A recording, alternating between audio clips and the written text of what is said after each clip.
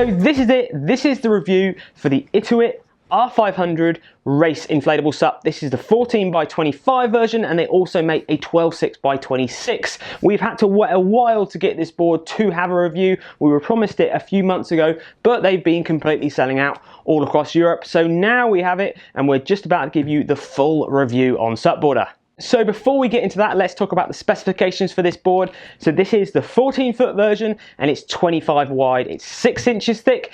It brings the volume in at 290 litres. It comes as standard with a US box and a 9-inch plastic fin, and it retails at £649 or €700. But remember, that is just with a bag and the board and the leash, so you don't get any paddle or any pump for that price. So the materials on this board, well, it's got a lot in it and on it. It's a drop stitch internal core. It's got multiple layers of PVC. It's got lots of layers of reinforcing around the rails. It's got stringers at the top, full length of the board, and a sort of most of the length of the bottom of the board, a wider base stringer, and it definitely makes the board fairly stiff, which we'll talk about in a second. It has a completely different look to any other racing iSUP on the market. I mean, for start, look at the size of the handles. They are absolutely massive, and if you're in a race environment, and especially if you're running up and down the beach, you want to grab hold of your board quickly and easily, you've got large handles that you can easily grab just to get that board out of the water. It's got a very small sort of token gesture of a bungee tie down at the front, but really this is a full-on race board, so maybe it's just there to stash a drink, or if you're flip-flops, if you're just going out for a light bit of race training. The pressure valves located up at the front of these boards, and they have a recommended PSI pressure of 17 PSI. The deck pad and the general look of the board is very similar to the other Itiwit boards, the touring boards we've tested, and also the surf range we looked at. Lots of different angled cuts on the deck pad, which offers great traction, but also you can feel whereabouts you are on the board if you're barefoot. The deck pad is nice and soft, and it is really, really grippy. Either side of the handle, they have even marked centimeters, 50 centimeters, 40 centimeters, 30 centimeters, 40 centimeters in front and behind the handle. So if you're trimming your board, especially in a race environment, maybe when you're trimming upwind or trimming downwind, you have got that reference point there. It's not a thing that's needed in all the boards, but it's another nice touch that you see on this board. Moving it to the back of the tail, you've got a diamond grip deck pad wrapped right around the whole of the back of the board, which is really nice, and you've got a large big kicker at the back of the board and a raised sort of arch pad. You can feel where your feet are at the back as well. This is stuff I'm going on about all the time on SUPboarder, and it's so nice to see that sort of fitting on a board like this, because this is a narrow board, okay, 25 wide. That is a board that you need as much help as possible to know where your feet are on the board, especially when you're doing step back turns. The board does look very slick, well made, and it is completely different from anything else on the market, like I said before. So it is a very standout looking race board. So before we move on to the deflection test, let's talk about two little features that sort of make quite a big difference to this board. If you haven't seen pictures of this board and you're not aware that at the nose there is a hard nose, and at the tail there's almost a complete hard tail or wrapping around the back of the board. Well, starting off at the nose, Itiwit have created a very good looking nose profile that you will see on all of the hard flat water composite boards, and they stuck it on an inflatable. It's one of those noses, as I might have said it before, it's mesmerizing to watch on flat water, how the water wraps around the board. It keeps the full length of the waterline of the board in the water, which is really important when you're going to go racing, because you want to have as much of that board, all of that 14 foot in the water when you're paddling fast. Itiwit have done a really good job on that nose shape. We have tested other boards with sort of hard noses similar to this, but this one is a different league, and it fits really well on the board, really well finished, and it really helps the board paddle and perform. And looking at the back of the board, at the race tail they've put on, some of the brands are putting hard PVC strips or tail runners or release runners or anything you want to call it around the back, and they're stuck around the bottom of the board. Itiwit have very much incorporated it on the board. It's not just stuck on the bottom, it actually wraps around the back of the board.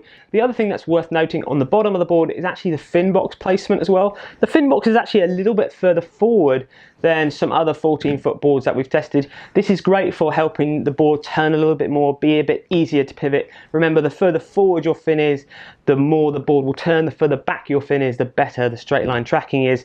With a board of this length and this width, you don't really have to worry about having the fin to further back to make it paddle in a straight line, because it's very easy to paddle this board in a straight line, but we'll speak about that in a minute. But it's nice that they brought it a bit further forward, because if you are racing with this board, you're probably going to need more help when it comes to the turning than you are to getting the board to paddle fast in a straight line. Okay, so deflection of this board, how much this board bent when we put it through our deflection test. Now, deflection test is where we put the board on a gap of 1.5 meters apart, and then we put 75 kilograms of weight on the center of the board, and then we measure how much the board bends or deflects. Now, there's a lot of materials in this board. There isn't any extra rods you put in, there's no cables you have to tension, you just pump it up and away you go. And it only dropped 13 millimeters, which is up there with the stiffest boards on the market. The stiffest boards at the moment are sitting around the 7, and the most flexible are up around the mid 25. So the materials that they've obviously put on this board, they are working and they're giving you a nice stiff board, and that was pumped up to the recommended PSI pressure of 17.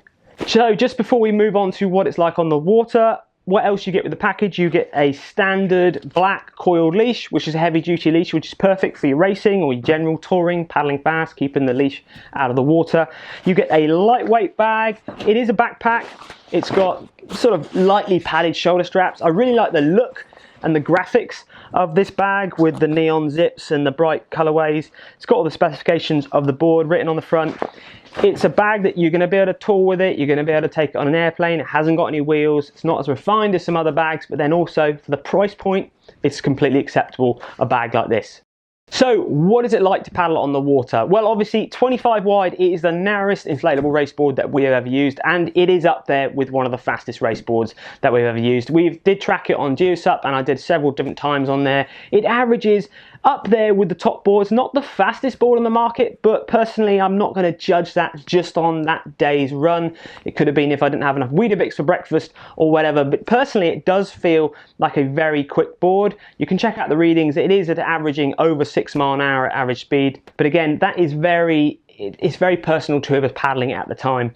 This board is a very quick board in its profile because it's very, very slender. It uses the full length of the board, the full 14 foot in the water when you're sprinting or just paddling hard.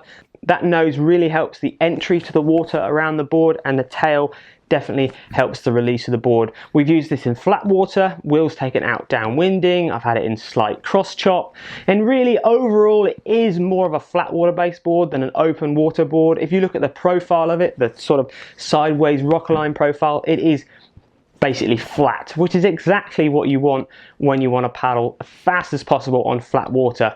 So in a downwind environment, you can use it downwinding, but you're going to have to trim your footwork a lot more than you would do with a board with a little bit more nose rocker or tail rocker. But when you're paddling on flat water, this board definitely is very, very easy to track and paddle in a straight line. The slender outline really helps that. The US box at the back, nice and big, helps that. And the entry of the nose and the exit of the tail, all combined, makes it very easy to paddle in a straight line. The downside to that straight line, because of the width, 25 wide, it is a bit of a handful to do your step back turns. You are going to be looking at being a little bit more advanced in your step back turns, and if you're going to be doing a racing with multiple buoy turns, you're going to have to put your practice in before you go onto the water with this board. This board can easily keep up with all of the fastest boards in the market. When it comes to the turning, because of the width, you're going to have to concentrate a little bit more, especially in choppy or open waters. So who do we think this board will best suit? Ability, weight range and usage. Well, ability, you're going to have to be a solid intermediate paddler into the advanced paddler. Usage, you could use it for a bit of long distance cruising. You could use it for a bit of long distance touring, but I wouldn't really want to take much kit on it. Definitely put that on your friend's board. But really flat water, looking at flat water, the width is an issue when it starts to get choppy. And I think weight wise of rider, anybody over 80 kilograms, I think, unless you're really, really on it with your footwork, is going to find it a bit of a handful. Me at 75 kilograms, I found it okay, but when it got choppy, I really did have to concentrate and think about where I was placing my paddle and my footwork and how I could trim the board. So Will at 65, 68 kilos, he really liked it and he used it in a lot choppier water than I did, in a downwind sort of estuary environment, but he still found it a little bit of a handful at his weight. So really riders from 60 to 75 kilograms, I would say would be a real sweet spot for this board. But having said that, if you are looking out for a full-on flat water dedicated race board and you weigh up to the 85 kilograms and you're not really involving buoy turns, you just want to paddle as fast as possible, maybe sprint races, then this board will work really well and it holds you in a straight line when you're just putting the hammer down and trying to paddle as fast as possible. So to summarize with pros and cons and value for money, well, the pros is you've got everything on this board. Huge carry handles that are easy to use. You've got a nose that's a beautiful shape that you would see on a composite race board, and very much the same at the tail. The deck pad is really nice, well finished off, lots of different angles how the EVA is presented on the board, and a nice to have a big kick pad at the back. The materials are good and the overall shape cries out speed, speed, speed. Cons: it's only available in two sizes, a 12.6 by 26, which has got a good amount of width to it, but the 14 foot is only available in this 25 wide. Now there's going to be a lot of people out there who will want to get this race board and paddle flat water, but if you are weighing the 90 kilograms, you might think it is a little bit narrow, and I have to say I'm going to agree with you. It's such a shame that I don't have a wider 27 or even a 28 in this 14 foot length.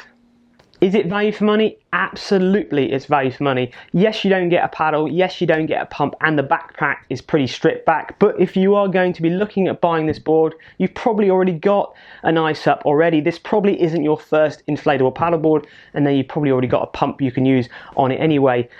At £649 or 700 euros, you've got a lot of technology packed into this board, and if you are the right weight and you want a fast flat water race board, then this is a board that you definitely should be looking at. So I hope you found that SUPboarder video of the Itiwit R500 Race iSUP interesting and informative. If you want to find out more about what we think about this board and a little bit more of our gut feeling compared to other boards in the market, make sure you check out the SUPboarder Pro video of this board. But until next time, we'll see you on SUPboarder, SUPboarder Pro, and on YouTube. Thank you very much.